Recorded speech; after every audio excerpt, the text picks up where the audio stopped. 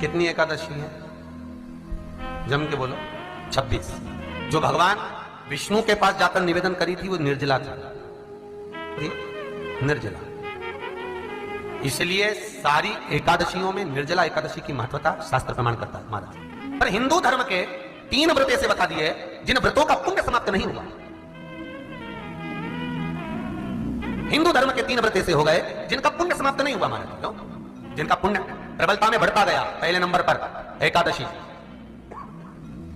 दूसरे नंबर पर प्रदोष और तीसरे नंबर पर शिवरात्रि। एकादशी आकर खड़ी हुई।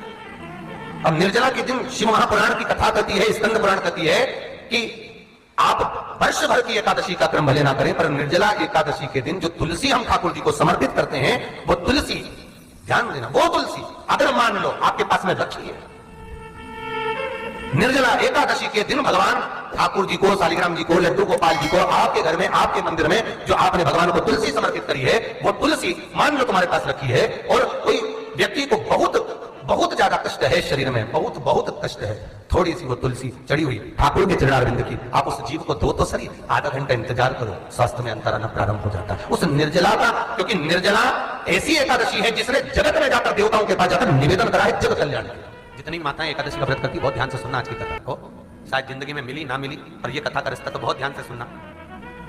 स्कंद पुराण यहां तक कहती है कि इस कथा के चरित्र को जो श्रवण कर लेता है उसको 26 एकादशी करना भी नहीं पड़ती। इस एकादशी की केवल ये कथा सुनकर ही उतर जाता है। बहुत ध्यान से सुनना इसको कथा को। एकादशी के दिन जब आप जल शंकर को चढ़ाने तो रो दी जाती है। जब एकादशी का दिन रहे और शंकर जी के मंदिर में आप जल समर्पित करें तो 3 बार मुख से स्वधा स्वधा स्वधा या स्वधा स्त्रोत का पाठ, जिसमें 12 श्लोक, 2-4 हैं। पैसा तो आ रहा है और घर में टिक नहीं रहा। डॉक्टर में, पुलिस में, एक्सीडेंट आदि में, कहीं गलत जगह पर, व्यसन में अगर पैसा जा रहा है, जुए में, मांसाहार, मदिरा पान, या कहीं आया पैसा आने में कमी नहीं, आ रहा है पर टिक नहीं रहा, रुक नहीं रहा, कोई मांगने आ गया, दे दिया, फिर वहां से अपने पास नहीं आ रहा, अपन कह रहे भैया हमारा पैसा लौटा दो, नहीं आ रहा। तो महाराज शिव महापुराण की कथा कहती है एकादशी के दिन गंगा के जल में मात्र 7 बेलपत्री डालकर जो नंदीश्वर भगवान अर्थात जो शंकर जी के शिवलिंग के सामने नंदी होता है, उस नंदी के चरण पर गंगा का जल चढ़ाकर बेलपत्री शिव पर समर्पित कर देता है, उसके घर में रुपया रुकना चालू हो जाता है, फिर वो गलत जगह पर नहीं जाता,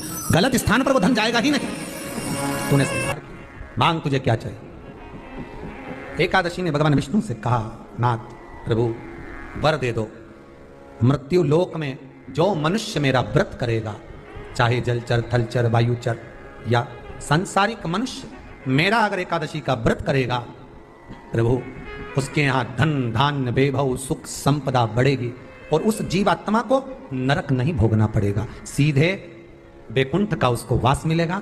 जब जीव आत्मा को लेकर चला जाएगा, यम के दूत जब बंदी बनाकर ले जा रहे होंगे उस जीवात्मा को, जिसके प्राण छूटे होंगे, यम के दूत जब बंदी बनाकर ले जा रहे होंगे, तब मुझे वर दो कि मैं इसका हाथ पकड़कर बेतन्नी से पार उतारकर सारे नरकों से निकालती हुई आपके धाम में लेकर आऊं। भगवान ने वर दे दिया, तथास्तु। हे एकादशी सुनो, मृत्यु लोक का मनुष्य अन्न का त्याग कर कर, क्योंकि अन्न में एकादशी के दिन पाप पुरुष रहता है, अन्न का त्याग कर कर एकादशी के दिन जो मनुष्य तुम्हारा व्रत धारण करेगा, उस व्रत को करेगा और उस व्रत को धारण करेगा, उसकी मनोकामना पूर्ण होकर वो मेरे ही धाम को जाएगा। ये तो हुआ एकादशी के जन्म की कथा। एकादशी के दिन गंगा के जल में मात्र 7 बेलपत्री डालकर जो नंदीश्वर भगवान अर्थात जो शंकर जी के शिवलिंग के सामने नंदी होता है, उस नंदी के चरण पर गंगा का जल चढ़ाकर बेलपत्री शिव पर समर्पित कर देता है, उसके घर में रुपया रुकना चालू हो जाता है, फिर वो गलत जगह पर नहीं जाता, गलत स्थान पर वो धन जाएगा ही नहीं।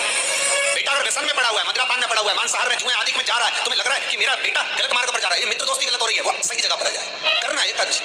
कई लोग इसको धन के लिए भी करते हैं, संपदा के लिए अर्थात जिसका व्यापार नहीं चलता, जिसके घर में पैसा नहीं आता, या नौकरी नहीं लग रही, या सर्विस नहीं लग रही, आप अप्लाई कर रहे हो, जगह जगह जाकर इंटरव्यू भी दे रहे हो और पैसा नहीं आता, तो उसके लिए प्रयास किया जाता है। पर उसके लिए यहाँ पर जो धन के लिए करते हैं, उसके लिए विष्णुपति के लिए करते हैं। मतलब जैसे गंगा के जल में तुलसी के 11 पत्ते डाले जाते हैं और उसको किसी भी नारायण के मंदिर में, राम कृष्ण शिव शंकर नहीं, राम कृष्ण भगवान विष्णु दत्त आदि जितने नारायण के मंदिर है, उस मंदिर में किसी भी पात्र में, एक छोटे से पात्र में उसको भरकर रखी जाते हैं महाराज, उससे भी जॉब सर्विस नौकरी में सफलता प्राप्त हो जाती है। परंतु वो भी एकादशी को ही होता है। कुछ देर तक पात्र को रखा जाता है, फिर वही पात्र का जल किसी भी वृक्ष के नीचे डाल दिया जाता है, उससे भी नौकरी के लिए फायदा मिलता है। गंगा का जल कोई साधारण नहीं।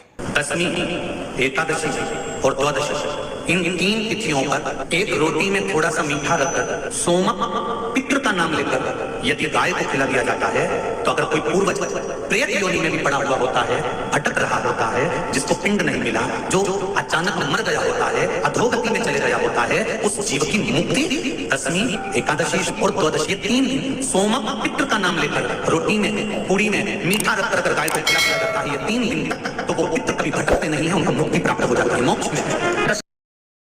नहीं, एकादशी है कौन? क्यों इसकी इतनी प्रधानता है? क्यों इसकी पुण्यता है? ऐसा क्या है एकादशी में जो इसकी पुण्यता मानी जाए? कौन है ये जो भगवान नारायण तक एकादशी का व्रत करते हैं? सुभद्रा जी को भगवान जगन्नाथ ने, जगदीश ने एकादशी का व्रत कराया था। बद्रीनारायण भगवान को माता लक्ष्मी ने एकादशी का व्रत कराया था। क्यों? चंद्रायण एकादशी व्रत की माता। एकादशी है कौन? तो कहा जिसको व्रत करने पर भगवान नारायण भी जिसका व्रत करते हो, भगवान माता लक्ष्मी जिसका व्रत करती हो, वो एकादशी है कौन? तो शास्त्र वर्णन करता है महाराज, स्कंद पुराण का सुंदर चातुर्मास खंड के अंतर्गत वर्णन आया है महाराज। एक बार भगवान विष्णु आनंद में विराजमान थे, पद्मावती और माता लक्ष्मी दोनों उनके पास में विराजी हुई थी। भगवान लक्ष्मी और पद्मावती दोनों बेटी, एक सिर के पास, एक चरण के पास। कुछ समय बाद वहीं पर ब्रह्मदेव का आगमन हुआ और ब्रह्मा जी आगमन पाकर भगवान नारायण पद्मावती से लगकर उठे और उठकर लक्ष्मी की ओर झुके। झुकने पर इन तीनों के समागम से भगवान नारायण के हृदय चित्त से एक कन्या प्रकट हो गई। उस कन्या का नाम एका था। क्या नाम था? एका। अब 10 उसके गुण इतने प्रबल थे, वो 10 गुण उसके बड़े प्रबल थे कि वो एका जिसको निहारती थी उसको संपदावान बना देती थी, जिसको देख लेती थी उसके जीवन में वो आनंद की अनुभूतियां करा देती थी। एका जिस मार्ग से जाती थी उस मार्ग के द्वार खोल देती थी। एका का पुण्य इतना पुण्य प्रखर।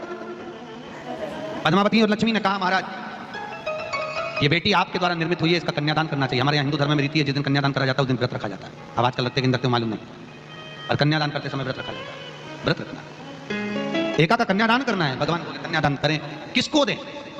एका किसको दी जाए? एका प्रदान किसको करी जाए? पुण्यता किसको दी जाए?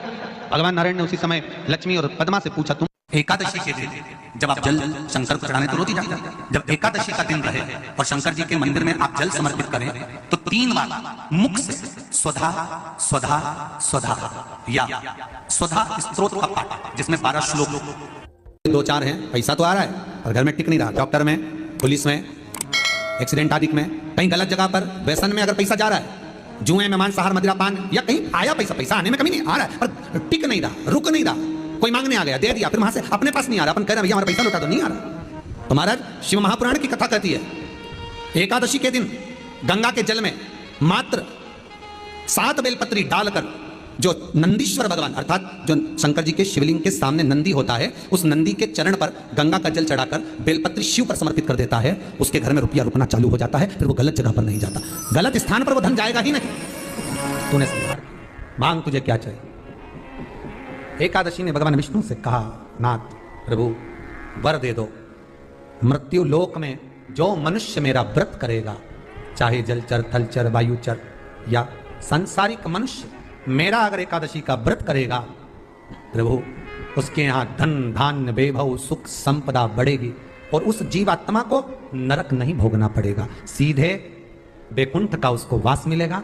जब जीव आत्मा को लेकर चला जाएगा, यम के दूत जब बंदी बनाकर ले जा रहे होंगे उस जीवात्मा को, जिसके प्राण छूटे होंगे, यम के दूत जब बंदी बनाकर ले जा रहे होंगे, तब मुझे वर दो कि मैं इसका हाथ पकड़कर बेतन्नी से पार उतारकर सारे नरकों से निकालती हुई आपके धाम में लेकर आऊं। भगवान ने वर दे दिया, तथास्तु। हे एकादशी सुनो, मृत्यु लोक का मनुष्य अन्न का त्याग कर कर, क्योंकि अन्न में एकादशी के दिन पाप पुरुष रहता है, अन्न का त्याग कर कर एकादशी के दिन जो मनुष्य तुम्हारा व्रत धारण करेगा, उस व्रत को करेगा और उस व्रत को धारण करेगा, उसकी मनोकामना पूर्ण होकर वो मेरे ही धाम को जाएगा। ये तो हुआ एकादशी के जन्म की कथा। एकादशी के दिन गंगा के जल में मात्र 7 बेलपत्री डालकर जो नंदीश्वर भगवान अर्थात जो शंकर जी के शिवलिंग के सामने नंदी होता है, उस नंदी के चरण पर गंगा का जल चढ़ाकर बेलपत्र शिव पर समर्पित कर देता है, उसके घर में रुपया रुकना चालू हो जाता है। फिर वो गलत जगह पर नहीं जाता, गलत स्थान पर वो धन जाएगा ही नहीं।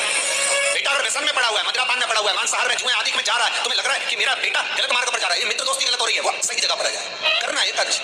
कई लोग इसको धन के लिए भी करते हैं, संपदा के लिए अर्थात जिसका व्यापार नहीं चलता, जिसके घर में पैसा नहीं आता, या नौकरी नहीं लग रही, या सर्विस नहीं लग रही, आप अप्लाई कर रहे हो, जगह जगह जाकर इंटरव्यू भी दे रहे हो और पैसा नहीं आता, तो उसके लिए प्रयास किया जाता है। पर उसके लिए यहाँ पर जो धन के लिए करते हैं, उसके लिए विष्णुपति के लिए करते हैं। मतलब जैसे गंगा के जल में तुलसी के 11 पत्ते डाले जाते हैं और उसको किसी भी नारायण के मंदिर में, रामकृष्ण शिव शंकर नहीं, रामकृष्ण भगवान विष्णु दत्त आदि जितने नारायण के मंदिर हैं, उस मंदिर में किसी भी पात्र में, एक छोटे से पात्र में उसको भरकर रखी जाते हैं। उससे भी जॉब सर्विस नौकरी में सफलता प्राप्त हो जाती है। परंतु वो भी एकादशी को ही होता है। कुछ देर तक पात्र को रखा जाता है, फिर वही पात्र का जल किसी भी वृक्ष के नीचे डाल दिया जाता है, उससे भी नौकरी के लिए फायदा मिलता है। गंगा का जल कोई साधारण नहीं। दशमी, एकादशी और द्वादशी, इन 3 तिथियों पर एक रोटी में थोड़ा सा मीठा रखकर सोमक पितृ का नाम लेकर यदि गाय को खिला दिया जाता है, तो अगर कोई पूर्वज प्रेत योनि में भी पड़ा हुआ होता है, भटक रहा होता है, जिसको पिंड नहीं मिला, जो अचानक मर गया होता है, अधोगति में चले गया होता है, उस जीव की मुक्ति दशमी, एकादशी और द्वादशी, ये 3 दिन सोमक पितृ का नाम लेकर रोटी में, पूरी में मीठा रखकर अगर गाय को खिला दिया जाता है, ये 3 दिन तक, तो वो पितृ कभी भटकते नहीं है, उन्हें मुक्ति प्राप्त हो जाती है मोक्ष में।